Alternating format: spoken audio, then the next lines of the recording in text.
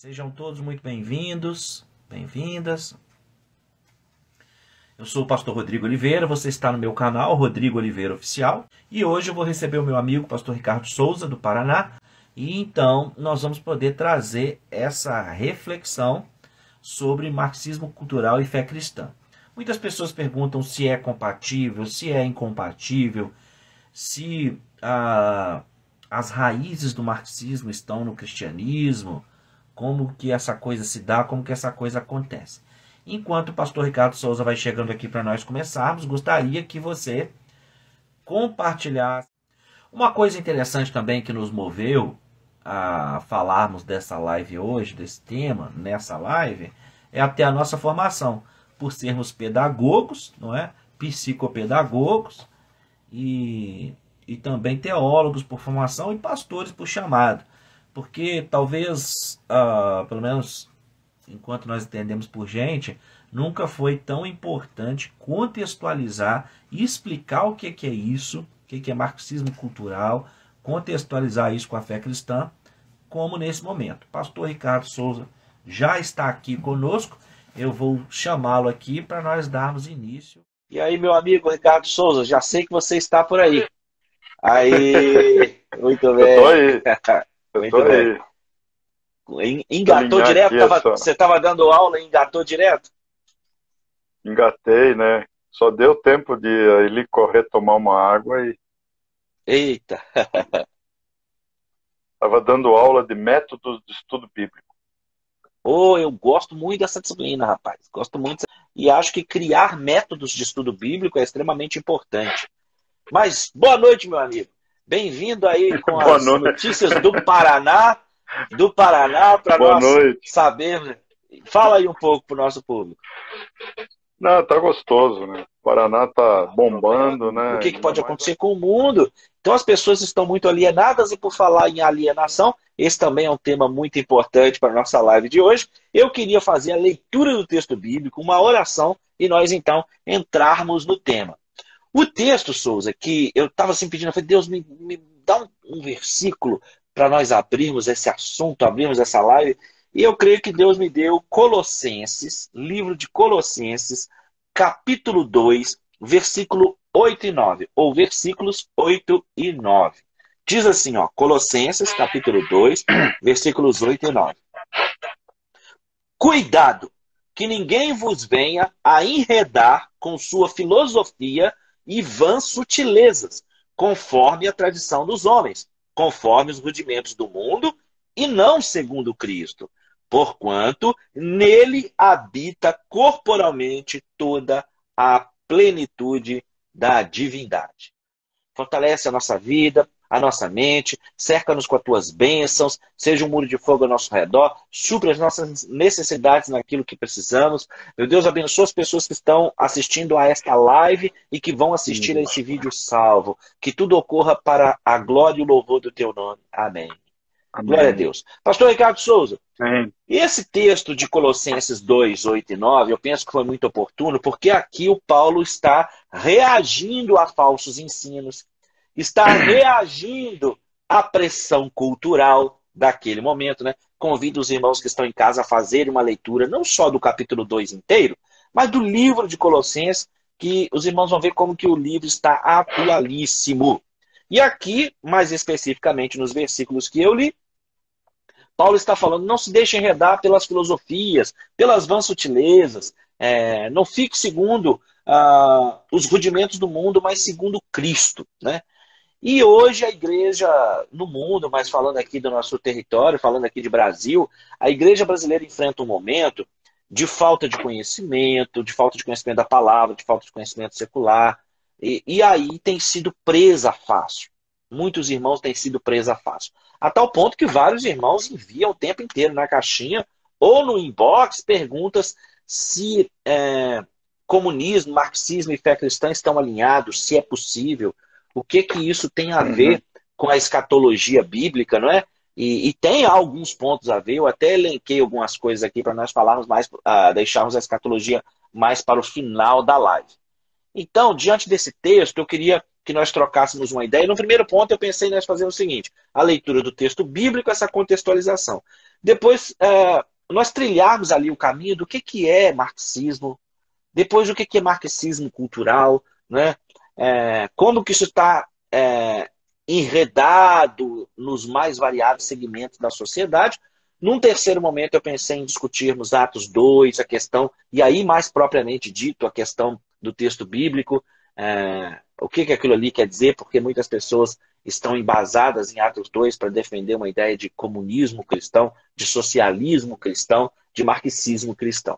E eu queria trocar uma ideia contigo para ver se isso é possível. E no quarto ponto, falarmos alguma coisa aí a respeito da escatologia, da censura, do cerceamento. Então pensei em nós trilharmos o caminho por aí assim, mas sem ficar muito preso. Queria que você ficasse muito à vontade também e que fosse um bate-papo onde as pessoas, a partir da nossa conversa, possam aprender realmente conhecimento, porque muitas pessoas me disseram, por exemplo, que acharam que como não frequentaram uma faculdade, não teria acesso a esse tipo de informação de modo claro, a não ser se fosse a academia. Então a intenção é que aqui realmente os irmãos compreendam, saibam do que está se tratando. Mas você está com a palavra. Muito bem. Vamos começar então com esse texto. Eu acho que vale a pena a gente tirar um pouco de sumo, né, suco dele. Quando Paulo escreve aos Colossenses, alertando exatamente sobre essa advertência, né, para que as pessoas não se tornem aprisionadas a determinados conceitos, sofismas, a determinadas filosofias que se infiltram dentro das raias da comunidade de fé. Veja, dá uma impressão, Rodrigo, que Paulo está antevendo, dá uma impressão de ser uma antevisão do futuro, exatamente sobre aquilo que está acontecendo. Exatamente sobre aquilo que está acontecendo. Veja só, eu vejo assim, para os marxistas, vamos dizer assim, de plantão, o marxismo cultural é uma teoria de conspiração. É uma invencionice por parte da cristandade ou por parte do mundo que apela, o mundo que se apoia, o mundo que tem suas bases nas raízes da ética moral judaico-cristã, para começo de conversa. Então você nunca vai ver numa faculdade, nunca, eu pelo menos, não com os comprometidos com o marxismo, esse marxismo que é posterior ou tem a sua essência lá na Alemanha, em Frankfurt, você nunca vai ver eles admitirem que existe o marxismo cultural. Agora, ele existe. Ele existe. Sim. E eu vejo exatamente ele inserido nesse texto de Colossenses 2:8. Eu vejo ele assim. É dessa forma que ele penetrou as raias da educação, porque, via de regra, nós temos que entender que ele só dará certo e só dá certo a partir do momento que toda a educação estiver contaminada. Agora, como é que entrou? Entrou desse jeito, fazendo presas com filosofias, vãs sutilezas, segundo tradições, ou seja, segundo a intelectualidade, o intelecto de certos homens brilhantes, que na verdade, vejam bem, são esses homens brilhantes que ditam os ensinos, que ditam as regras, para que então o proletariado esteja sob o controle deles. Entenda, é um contrassenso já, é uma mistureba já do antigo marxismo com a égide do comunismo, etc., etc., é um contrassenso. Porque aquilo que deveria ser o governo, comando, a totalidade do proletariado, acaba sendo comandado por uma intelectualidade de bastidores. Acaba sendo comandado por essa intelectualidade. E foram esses intelectos de bastidores que criaram a égide, exatamente as bases, claro que fundamentadas em alguns caras, como nós conhecemos, Nietzsche, o próprio Freud e o Marx, que depois foi aprofundado pela essa nova filosofia gramscista. Sim. Haja vista que outrora não deu certo todos os planos que eles tinham em mente para criar a chamada, então, revolução social. Então agora vamos partir para a revolução cultural e vamos nos infiltrar nas raias daqueles que detêm exatamente o conhecimento contrário ao nosso. Por isso nós somos os conspiracionistas em relação ao marxismo cultural. Óbvio. Ótimo, ótimo, Óbvio. ótimo, muito bom. A partir do Muito momento que nós nos posicionarmos contra isso, o discurso dentro da academia é que isso não existe. Isso é invenção deles. Sim. Perceba. Eu já na faculdade de pedagogia eu ouvia muito isso. Falava assim que esse negócio, os professores diziam que esse negócio de marxismo cultural era invenção da direita, era invenção dos cristãos, e era invenção do pessoal que gosta de teoria da conspiração. Mas está claro, conforme nós vamos procurar demonstrar hoje, que como você demonstra, fala aí, de que a ideia do marxismo cultural, essa coisa que ele vai enredando, ela já está demonstrada aí nesse texto de Colossenses 2. Não que o marxismo, gente que está assistindo, para não pensar que a gente está cometendo anacronismo, não que existisse marxismo no período neotestamentário, mas essas vãs filosofias, essas coisas que vêm travestidas de cristianismo, entram no cristianismo e vai enredando. Inclusive, a fim de que o povo possa se situar, o pessoal que está nos assistindo ao vivo vai assistir em casa, nós vamos falar sobre marxismo cultural, que é uma leitura pós-Karl Marx, pós-marxista, né?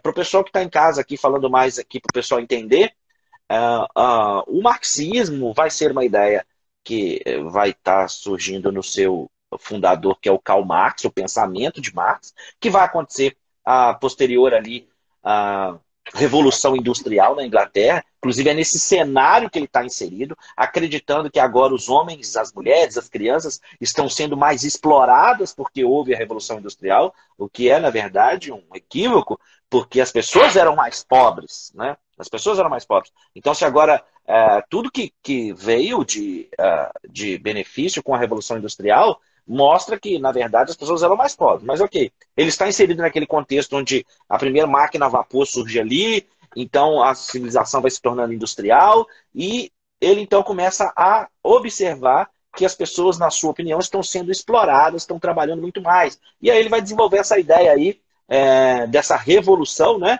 Do proletariado, e acreditando então que tudo se resume a uma briga e uma disputa de classes entre burguesia e proletariado.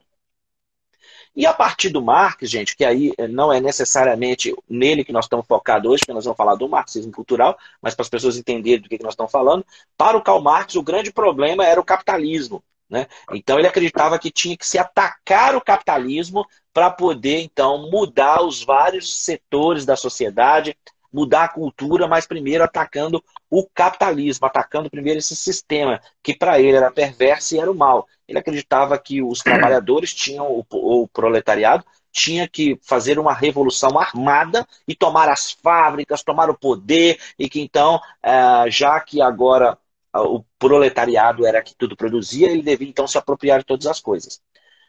Porém, essa ação toda, ela não deu certo. Você pode ver que ela teve muita ação nos países orientais, né, Souza? Mais ali China, União Soviética, mas não teve muita força no Ocidente. E não teve muita força no Ocidente justamente por causa dos valores judaico-cristãos. E é por aí que eu acredito que nós vamos trilhar o caminho. E existiram, depois de Karl Marx, vários outros pensadores, chamados aí de pós-marxistas, que desenvolveram uma série de releituras do marxismo. Você pode ver que no Brasil hoje, todo pensamento científico ele é um desenvolvimento do marxismo. Quando você começou a falar sobre a academia, Souza, e essa questão de que lá eles não admitem que haja um marxismo cultural, você pode ver que uma tese de mestrado, doutorado, numa universidade pública, ela não passa se ela for contrária ao marxismo. O marxismo está, assim, para a academia, está para as humanas, como o Charles Darwin está para a biologia. Na biologia, se você negar a Charles Darwin e os seus conceitos e falar que é criacionista, você é um louco. Da mesma maneira, se nas ciências humanas você negar Karl Marx, você é tido como um sujeito estranho, sujeito esquisito, quase que um criminoso social. Então, não existe no espaço acadêmico lugar para quem não é marxista. Então, às vezes, a pessoa nem mas ela se permite ser e ela passa a ser, porque senão ela não é aceita. Mas aí, o Karl Marx ele falava dessa questão da infraestrutura e da superestrutura, acreditando que essa superestrutura, que era o capitalismo, é que então direcionava os outros setores da cultura, da sociedade. Mas ele não teve muito sucesso, ou melhor, não teve sucesso nenhum no Ocidente. E aí surgiram, então, esses pós-marxistas, entre eles Deleuze, Foucault, mas o nome que eu creio que mais nos importa aqui hoje é Antônio Gramsci, né? Que era italiano e que foi preso no governo do Mussolini, que lá na cadeia escreveu os cadernos do cárcere, e ali ele disse, não é assim, eu vou explicar para vocês. O Marx estava certo, mas nem tanto, ele se equivocou, porque na verdade não é a superestrutura que vai dominar a infraestrutura, mas a infraestrutura que vai manter, na verdade, a cultura é que vai manter todo esse sistema. Então não vai adiantar atacar diretamente o capitalismo, o sistema em si, mas nós temos que começar de forma fragmentada, promovendo conflito e atrito nos segmentos. E aí vai surgir, então, esses vários movimentos, porque para o marxismo tudo é opressão, tudo é problema, no sentido de que o cara que está de carro oprime o que está de bicicleta, o branco oprime o negro, o homem oprime a mulher, e por aí vai. Então, o Gramsci vai dizer que não tem que atacar o sistema diretamente, propriamente dito, mas atacar esses segmentos, essas faces da sociedade, então fazendo com que haja toda essa divisão na sociedade e causando, então, essa série de conflitos para que se possa destruir o sistema capitalista. E aí é importante dizer por que está defendendo o sistema capitalista. Não se trata disso. Se trata de dizer que o comunismo, ele, por exemplo, é contra a religião, só para citar um dos aspectos. E aí, a esse movimento que o Antônio Gramsci, gente, desenvolveu ali no século XX, já no século XX para cá, de atacar minoritariamente as questões para então, depois, destruir o grande sistema, é que dá-se o nome de marxismo cultural, né? E o marxismo cultural, quando eu disse que todo pensamento científico, Souza, é um desenvolvimento no Brasil do marxismo, é porque, por exemplo, quando eu fiz pedagogia, eu tinha que fazer disciplinas no curso de letras. E no curso de letras, nós tivemos que ler, por exemplo, marxismo e a filosofia do símbolo, do simbolismo. E ali, naquelas disciplinas que nós tivemos que fazer práticas textuais, português, você ouvia que falar o português corretamente era oprimir o que não fala corretamente. Então, tudo era uma questão de opressão e de luta de classe. O sujeito que falava o português corretamente, ele estava oprimindo o que não falava. E se você quisesse que as pessoas melhorassem a maneira de falar, aquilo estava classificado como preconceito linguístico. Isso para falar do curso de letras. O meu curso, por exemplo, pedagogia, um curso altamente envolvido com o marxismo, não foi fácil. Por exemplo, nós vamos ter aqui a pedagogia do oprimido, né? Você sabe, o Paulo Freire, com a pedagogia do oprimido, vai colocar nos treinos, pedagogia do oprimido, pedagogia da autonomia, pedagogia da esperança, mas sobretudo pedagogia do oprimido, é um mini manual guerrilheiro, não é, do marxismo, porque para ele, para muita gente que não entende, fala assim, mas o que tem a ver, por que está atacando? Sim, por que está atacando Paulo Freire na educação? É porque a pedagogia do oprimido vai trazer a ideia de que o professor é o opressor, o aluno é o oprimido, e que aquela educação considerada tradicional, chamada pelo Paulo Freire de educação bancária, e muitas vezes atacada no curso de pedagogia como sendo depositária, conteudista, vai ser dito que aquela maneira do professor transferir conteúdo para o aluno não é ensinar, e que ensinar é desenvolver pensamento crítico. Só que quando você quer ensinar o sujeito a desenvolver pensamento crítico, a criticar tudo e todos, e a questionar tudo e todos, mas que ele não aprendeu o mínimo para si, aquilo acaba sendo uma verdadeira e grande contradição. Porque como é que o sujeito que ainda não aprendeu nada, ele vai ter condição de desenvolver esse pensamento, essa ideia, esse criticismo, né? Então, o professor é colocado ali como opressor e o aluno como oprimido.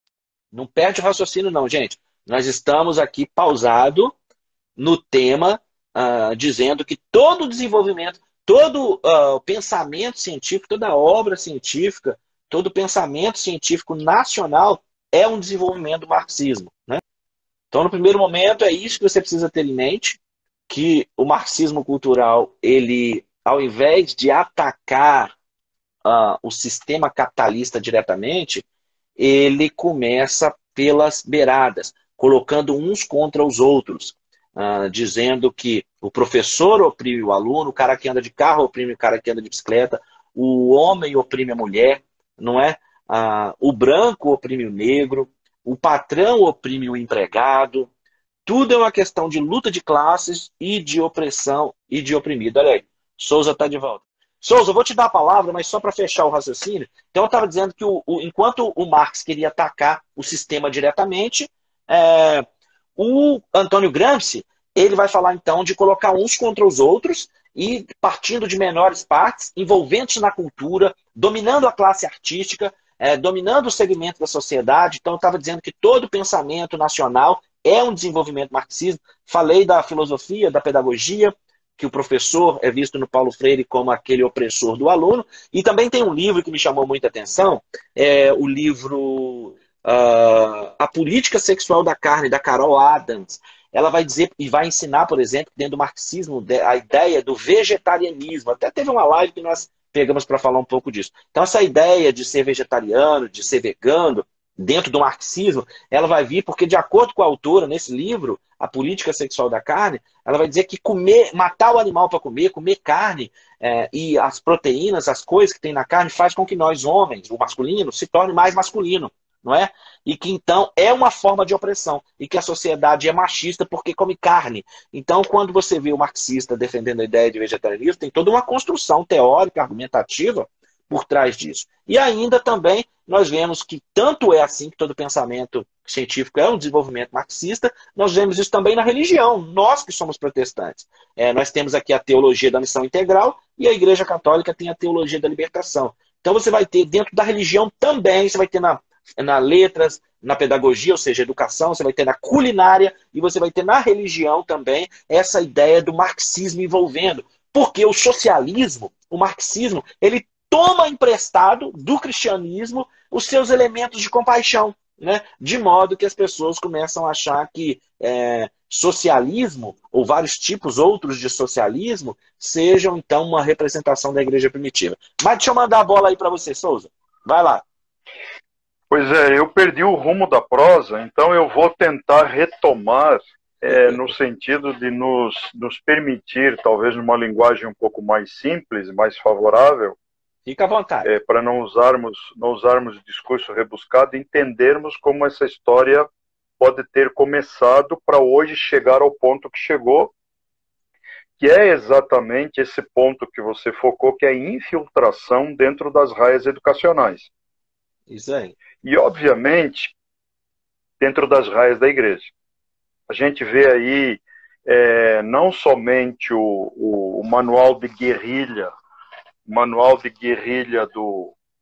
do nosso amigo Paulo Freire, né? Manual de guerrilha educacional, né? Inclusive eu tive que encher minha cabeça com esse troço aí, desde a época que eu fiz o meu mestrado foi com ênfase em educação cristã, mas você veja, além depois da pós-graduação, onde a gente teve que estudar Erich Fromm, Vygotsky e todos esses caras que são, na verdade, um subproduto, se não um produto, produzido pelo próprio marxismo. Na verdade, pela própria escola, né, frankfurtiana. Mas só para a gente ter uma ideia, você veja só, eu particularmente eu vejo o marxismo como um grande teatro, uma grande encenação propagandeando um discurso, alardeando um discurso aos berros, né, que seja autossuficiente para calar o resto. E o resto está se calando.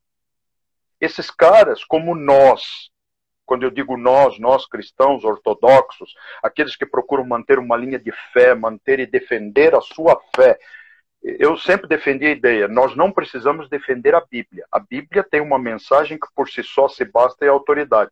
Mas a nossa fé, ela é representatividade cristã na sociedade que nós vivemos. Ela precisa ser notória. Ela precisa ser defendida. E enquanto ela é achacada, enquanto essa fé é uma fé, vamos dizer assim, oprimida, né, relegada aos cantos, né, por achar-se que essa fé, ou cristianismo, ou capitalismo ocidental, que na verdade acaba sendo co-irmão, de acordo com a visão marxista, da fé cristã, da égide da fé judaico-cristã, que é a nossa base, obviamente é a base ocidental também, aí a gente acaba vendo que na verdade, opressor, entre aspas, acaba sendo colocado num canto e ali bombardeado por um discurso extremamente alto e uma propaganda extremamente alta, essa do marxismo, que não nos deixa falar. Nós não precisamos entrar em conforto, mesmo porque entrar em conforto com uma posição ideológica que diz que não há verdade, não defende, não há verdade, então esses caras não podem defender verdade. Esses caras, eles dizem, estou me referindo ao discurso deles. Esses caras, esses cristãos, esses caras que defendem uma educação judaico-cristã e, obviamente, ocidental capitalista, esses caras não podem dizer que tem verdade. Ora, muito bem. Então vamos olhar para o marxismo. Se não há verdade, então o marxismo é uma mentira. Para mim, se resume dessa forma. É uma baita de uma encenação, é uma mentira. Com discursos de amor, a gente vê isso na teologia da libertação, a gente vê isso na teologia da missão integral. Na verdade, teologia de libertação, venhamos e convenhamos. Eu não entendo nada dessa porcaria de teologia de libertação. Para mim é ideologia libertária e libertina, que se infiltrou dentro das raias, né, da cristandade católica, e a nossa teologia de missão integral é aquela que defende uma teologia liberal que tenta impor recursos da égide dos filósofos, então, de Frankfurt. Porque, para mim, a teologia a teologia liberal, os teólogos liberais, são os grandes presentes de grego dentro da teologia cristã. É isso. Que vem deturpando essa ideia, vem deturpando a imagem de Cristo, vem deturpando os conceitos de inferno, vem deturpando conceitos do futuro, vem deturpando os conceitos de que hoje nós existimos com base naquele texto que você falou de Atos, da vida em comunhão, da vida comunitária, não se confunda isso. Eles vêm traduzindo isso de uma forma como se a igreja hoje não cumprisse esse papel. Bom, aí, tranquilo. Mas vamos entender o marxismo por essa ótica. Eu vou resgatar um pouquinho. Se, na verdade, eu defendia, como o marxismo defende, a ideia de que o proletariado deveria comandar, a minha pergunta é: onde na história nós vimos o proletariado no comando dos governos? Onde isso aconteceu na história? Porque eu vi usar o proletariado como força de manobra, como gado, como massa de manobra para cumprir os desígnios e os desejos dos poderosos que queriam assumir o poder. Então, na verdade, o grande Deus é a máquina estatal. E o proletariado foi usado apenas como massa de manobra. Aí aconteceu um probleminha, que na verdade é um problemaço, né, com a questão das Gs anteriores. Eles descobriram que o proletariado não era unido. Aí o proletariado francês começa a lutar contra o proletariado russo, e os homens do proletariado é que foram os soldados que se mataram uns aos outros. Então, cadê a hegemonia, cadê a união, cadê a força do proletariado? Com isso, o marxismo, com base na revolução pela imposição, pela força, estava simplesmente equivocado e fracassou. Aí entra, então, os nossos amigos, grandes intelectuais, grandes nomes, grandes filósofos, que com base no fundador, ou um dos cofundadores, não me lembro agora se ele foi fundador ou se ele foi um dos fundadores do Partido Comunista Italiano, Antonio Gramsci, dizendo que, olha, esqueçam esse negócio de armas. Isso aí não deu certo, não vai dar certo. Nós temos que ir por um outro caminho. Então você veja, um cara que viveu 4 décadas, que nenhuma expressão teve em sua vida, deixou um legado que incomoda até os nossos dias. Que é exatamente a esse legado que ele deixou que nós chamamos marxismo cultural. Ou seja, entrar dentro das raias daqueles que detêm o poder de fazer cabeças. Esse é o detalhe. Esse é o detalhe. Então, olha só a situação. Aí você olha lá para a Alemanha, da década de 30, sabe, na questão antes de ter eclodido a guerra, efetivamente, esses caras viam que o negócio deles ia virar um barril de pólvora. O que eles fizeram? Pegaram suas malinhas carregados de seus livros e de suas literaturas e de sua intelectualidade, né? Homens como Marcuse, homens como, enfim, esses caras que são os grandes nomes, o Adorno, Theodor Adorno, esses caras pegaram suas maletinhas carregadas de seus livros e de sua intelectualidade, e o que eles foram? Vazaram para a América. Ora, peraí, se eu estou saindo de um mundo capitalista, porque vejo que o capitalismo ali é um demônio, eu vou exatamente para o berço? Não faria muito sentido. Aí o que eles chegam lá na América e resolvem fazer? Resolvem mudar o discurso, resolvem começar a mostrar para o povo que aquilo que o povo vem vivendo é o que o povo mais odeia. Perceba isso. Olha a inversão, olha o propagandismo invertido. Aí esses caras começam a entrar como pessoas absolutamente chaves dentro das universidades americanas. Isso aí. Isso aí. E ali eles começam um processo de desconstrução dos valores ocidentais, desconstrução dos valores de família, desconstrução dos valores da moral, para incutirem dentro dos estudantes e dos futuros professores universitários, que são os caras que hoje dão aula, né? Esses caras que eles deram aula na década de 30 e na década de 40, são os caras que hoje já geraram uma nova geração de professores e mentes marxistas. Sim. E esses caras começam a guerra, a revolução social que se pretende, porque na verdade o que se pretende é uma revolução social, porque veja, tudo isso tem vistas a uma ótica futura. Uma ótica futura, não é um presente. E aí você vê um desconstrutivismo total dos valores ocidentais em prol dos valores que foram impostos por Marx através da vida desses, então, filósofos da escola de Frankfurt. Ou seja, os valores, as regras, a égide dos valores do pós-modernismo, inclusive há um cara que escreveu um livro sobre pós-modernismo, se não me engano, Raul Kerbs. Raul Kerbs escreveu os direitos, os deveres. Eu até devo ter alguma anotação, porque eu uso bastante esse material, essa égide, eu uso ela na matéria de ética, que eu gosto muito. E aí eu uso isso para o pessoal ver se isso realmente é ética. Sabe? Olha só um exemplo. Eu vou dar um exemplo muito simplório. Você cria o racismo para depois você se pôr contra os racistas.